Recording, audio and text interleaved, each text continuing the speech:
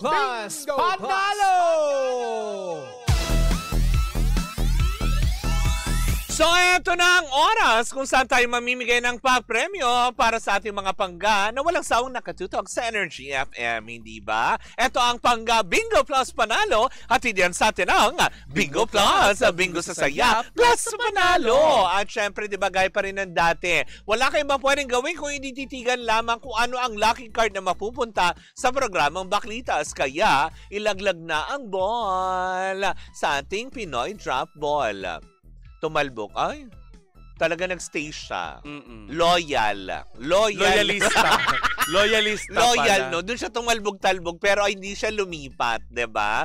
So, ang lucky card para sa programang Baklitas ay 10 of Spades. Ulitin lang namin, ang lucky card na napunta sa programang Baklitas ay 10 of Spades. Wala kayo bang pwedeng gawin kung antayin lamang ang hudyat ni Kuya Chico mamayang gabi sa kanyang programa kung saan at kailan kayo pwedeng tumawag. Sakaling paikutin niya ang ruleta at matapat sa programang Baklitas, kailangan nyo masabi ang 10 of Spades para makuha nyo ang 500 pesos on air. Plus, kung kayong saswerte mapili online, additional ng 500 pesos for a total of 1,000 pesos. Ganun kasimple, ganun kadali, ganun kasaya, at ganun kagalante ang Bingo Plus. Diba? Ay, teka, sandali. Nakakaloka. But anyway, sa mga pangga, yan po muna ang ating Pangga Bingo Plus Panalo. At yan sa atin ang Bingo Plus, Bingo sa Saya Plus sa Panalo. Cheers, Miss Baklitas! With Tita Cora and Kapitana Sisa. Same, pero iba. We are number 106.7 Energy FM. Pag daw mo sabihin radyo. Sabihin mo. Yan, sa magandang umaga pa rin po, Metro and Mega Manila. Kapiling nyo pa rin po ako si Kapitana Sisa. At ako naman po si Tita Cora. At ito pa rin ang Baklitas. Hello po sa inyong lahat dyan. Sa mga nanonood via our digital platforms on Facebook, TikTok, and of course, sa ating YouTube channel, Hello Philippines and Hello World. Mare, paalalahanan lang natin ang ating mga pangga, ang ating mga winners. Ayan.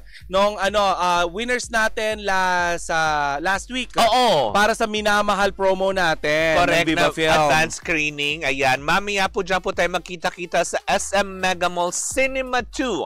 Ayan, alas 7 ng gabi po yan ang advanced screening ng pelikula ni na Andres Mulak at Ashtin Olviga. Diba? Supportahan natin ang makabagong love team sa kanilang henerasyon. Correct. Diba? Ang mga pag-asa ng pelikulang Pilipino. Yung mga ganyan yung mga anak ng mga iniidolo natin dati mga matining idol. Ayan yung mga actually, 'di ba? Si Andres Mulak, sabihin mo mang nepo babies pero pinagpaguran niya ng tatay niya wealth nila. Kinayod yan nila Charlene Gonzalez at ni Aga Mulak. Kumaga, 'di ba? Ikaw ba mapagkayod ka rin? Hindi. Hindi ba? Oo. Ako yung kinakayod. Pare, nyog ka ba? Bakit? Papakayod kita. Sorry ulit. Ako yung kinakayod. Sorry po sa KBP. Ganon. Bakit? Walang masama sa kinakayod. Kasi baka mainit ang ulo nila. Ano bang ibig sabihin ng kinakayod? Di ba ginaganon? Kinakamot. Kinakaskas. Iba pala. Napapaiba na ang definition. Ay nako, eto na.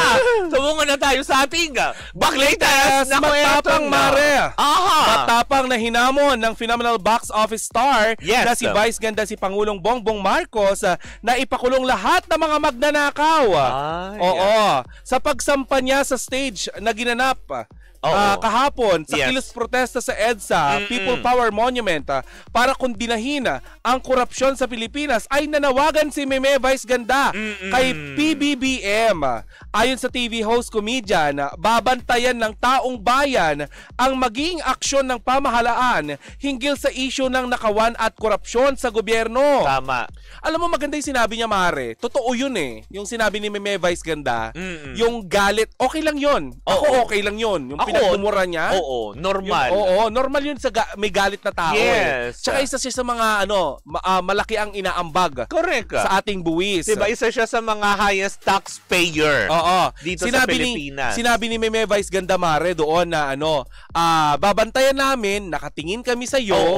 Hindi ka namin idol, pero pasahod ka namin. Totoo naman. At bilang employer mo, kailangan namin na makita ang resulta sa diba, sa pangyayari to. Resulta na may mapakulong, may mapanagot. Correct. Kasi 'di ba, sabi nga, totoo naman din gaya ng sinasabi na pag-uusapan natin kanina no off air. 'Di ba? It's about time Hindi tama din yung panahon. Sabi ko nga isa ito sa mga inaagrihan ko na sinabi ni Meme Vice Ganda. 'Di ba? Na sinasabi niya na panawagan ng lahat kumalma. Yes. Hindi tayo ba kumalma? Correct. Kasi for the longest time kalmado nga. Totoo naman sinabi niya for the longest time kalmado ang taong bayan. Anong ginawa nyo? Winalangyan nyo. Correct. Diba? Mabait ang taong bayan dahil hindi umaaksyon. Anong ginawa nyo? Diba? Winalangyan nyo, mga baboy kayo. Oo, diba? Yung mga ganun, Mare. Kaya alam mo, Mare, nagbalik tuloy sa isip ko yung isang vlogger dati na nagsabi sa isang congressman. Akala ko yung yung nagsabi na. Congressman ng Maynila. Bakit nga? Hindi. Charot, hindi. Yung congressman ng Maynila na sinabihan niya na bakit mo ako Ginny AJO? Oo. Sinabi nung vlogger na hindi kasi ako satisfied sa trabaho na pinapakita mo. Totoo yun. Very good. Kung hindi ka satisfied sa ipinapakita ng gobyerno na wala tayo sa screen, wala naman sana on air. Kasi bakit nawala? Tumigil bigla. Hindi ito paraan ng pagsikil ng malayang pamamahayag. Tama, diba? Biglang nawala yung dalawang bakla. Ano yun? Sorry na po. Wala pa naman kami mga pula-pula sa noo. Wala pa naman. Pero natakot bigla yung bakla. Hindi. Kaming mga mamamahayag ang magiging boses nyo ng katotohanan. Totoo naman din yan. Yung sinasabi ni Meme Vice kahapon na kami ang boss nyo. Diba? Sinabi na yan dati nung, alam mo yun, ni Tegibang na yun, ma. Ni Pinoy, diba, na kayo ang boss ko. Totoo naman kasi, sa buwis namin ang gagaling yung pinasasahod sa inyo. Tapos, ang ending, kami na nagbabayad ng buwis para meron kayong proyekto. Nanakawin nyo dahil bibili lang kayo ng bag. Tapos, gagawa kayo ng proyekto para bumili ng kotse dahil natuwa ka lang sa payong. Tapos diba? Pag na-iskandalo kayo, babalutan nyo ng puting tarpaulin. Magbabalot kayo ng taray, di ba? Taray gift wrap. Pinalibutan nyo ng puting tarpaulin yung bakura ng bahay nyo. Under construction. Nakakaloka. Taray, nagpapagawa ulit. Diba? Anong hangin na ang papasok dyan sa inyo? Oo diba? Ganon.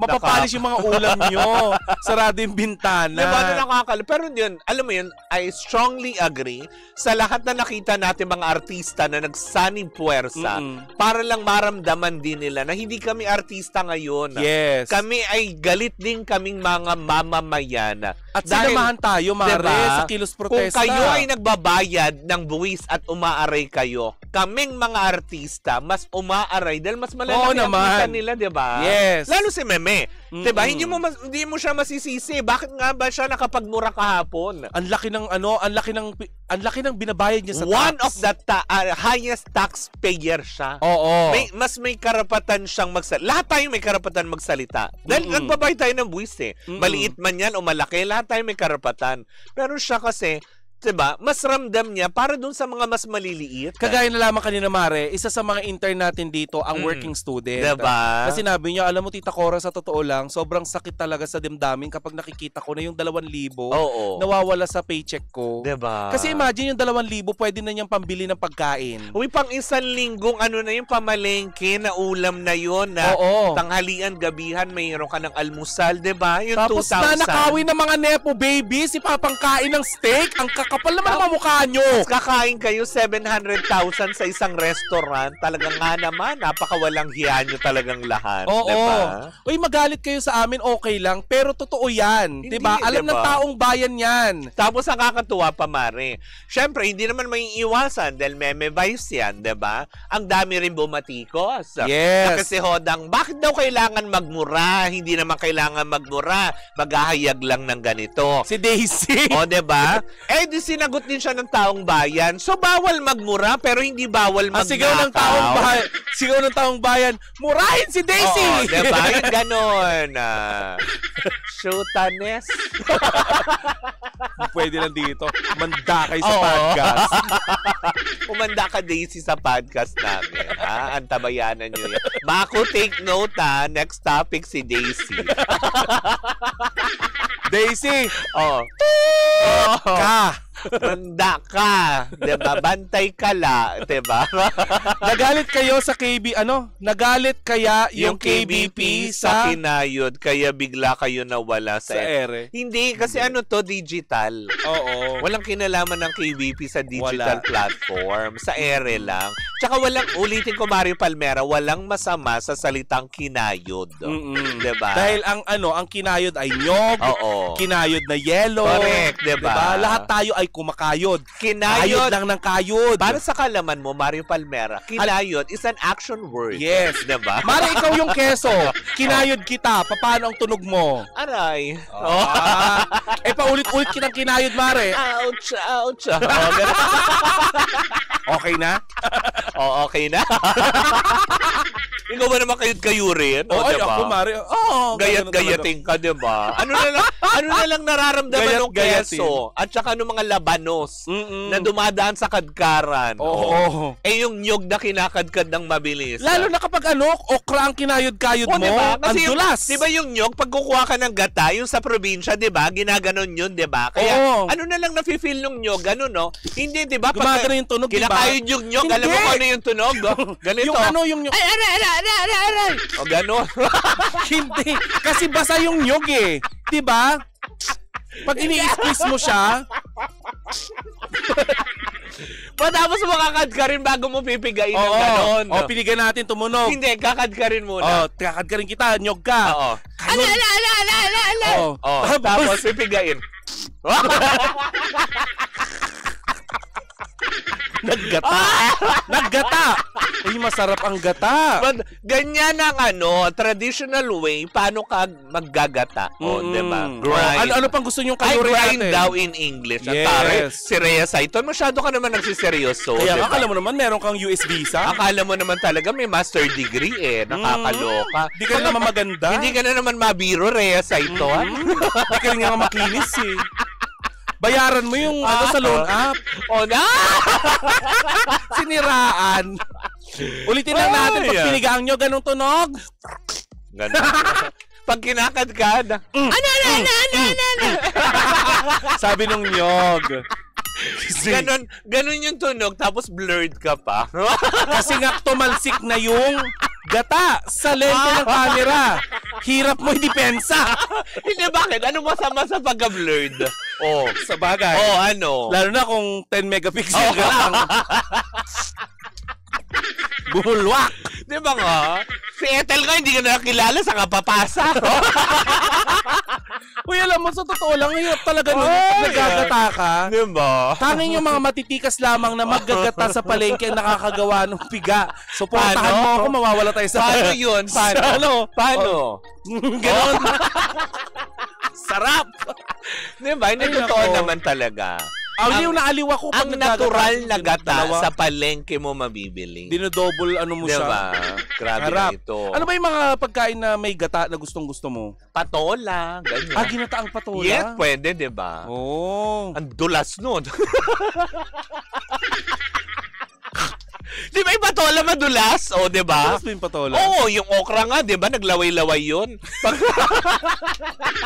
Hindi mo gagataan yung okra, ma. Hindi, kasi diba pag kinagat mo lang yun, diba? Medyo may slimy na gano'n. Oo. Lang kapag Diyos ko, nagkakasala dulas.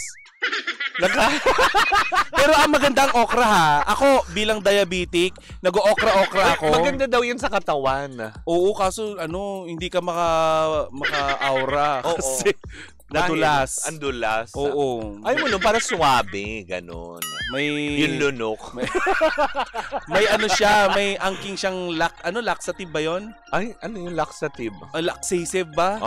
Yung gano'n sa tiyan. Reacitone o ano? Ngayon kami sabihin. Ngayon mo patunayan na ganyan. Ngayon kami sabihin, Reacitone. Kasi Reacitone, kung makalalabas lang kami sa radyo, tinampal namin kayo. Galit na galit. Ay, ginataang kalabasa, sitaw. Totoo naman, sarap nun. Tapos may hipo na gusto mo yung from Vice Ganda, nasa gata na tayo. Yes, diba? Ganon. Ganon ang segue, diba? Mga, alam mo yun, ang dami na nangyayari sa kapaligiran. Seryoso pa. Na magulo. Wag nang ganon. Uy, pero Mare ang dami mga influencer na nakita din natin na nagsasabi na hindi ito. Hindi mo gagataan si Stella Salve.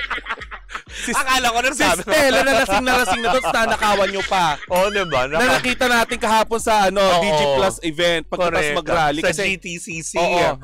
Sabi niya kahapon, saan ka punta ma? Sabi ko. Sabi niya, magsisimba naman ako para ipagdasal daw yung mga nabitawan niyang salita kasi nagbabiral na daw siya.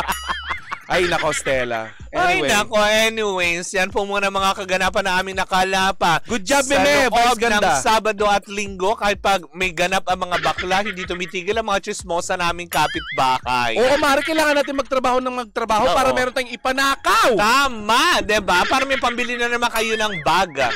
Pero, isa lang masasabi ko. Pakita nyo naman. Pahiram naman minsan, no? Oo, pahiram nyo man lang minsan. May ambag kami dyan. Kahit man lang, one week, ganyan. Yung mga birthday nyo, imbitahan nyo naman kami. Diba? Ano ba naman mamantikaan yung aming mga labi? Oo. Diba? Sa kakang gata. Gusto ko yun. Gusto ko yung biniwisikan ka ng gata. Gusto mo yung sa kakang gata? Parang pina-party popper ka ng gata. Ay.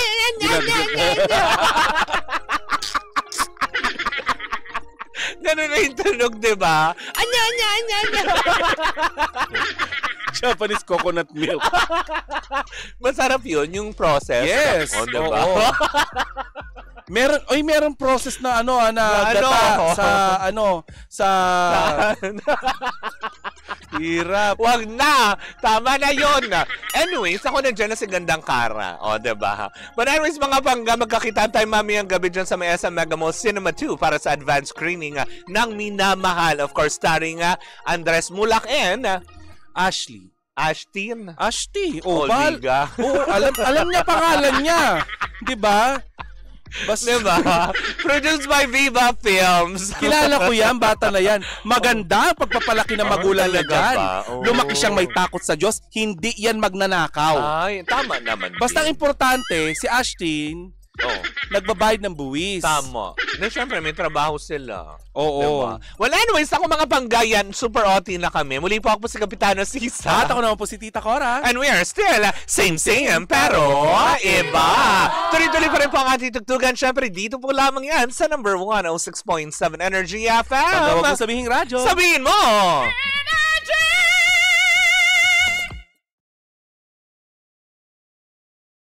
Hi Pangga! Ako po si Gandang Kara and don't forget to follow us sa lahat ng mga social media platforms namin at Energy FM 106.7 sa Facebook, sa Twitter, Instagram, YouTube, and TikTok. At samahan mo na rin ako sa aking programang Hot Stories na lagi po akong live 12 noon hanggang 3 p.m. sa TikTok Live or sa Facebook Live. Ako po ang nag-iisang chicks ng radyo, si Gandang Kara. Panggawag mo sabihin radyo, sabihin mo, Energy!